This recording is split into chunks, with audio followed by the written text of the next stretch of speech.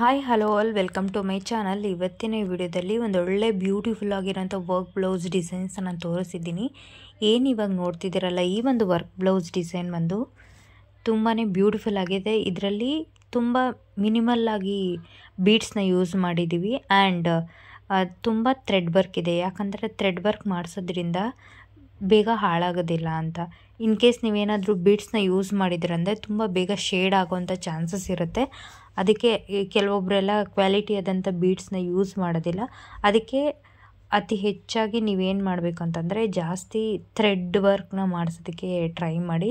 Because ಅದು ಬೇಗ shade ಆಗೋಲ್ಲ. ಏನು ನೋಡ್ತಿದ್ದೀರಲ್ಲ, ಇದನ್ನು ಹಾಕಿಸಿ ಒಂದು ಮೋರ್ ದೆನ್ 3 ಇಯರ್ಸ್ ಆಗಿದೆ. ಇವತ್ತಿನವರೆಗೂ ಅಷ್ಟೇ ಚೆನ್ನಾಗಿದೆ ಆ್ಯಂಡ್ ಏನೂ ಆಗಿಲ್ಲ.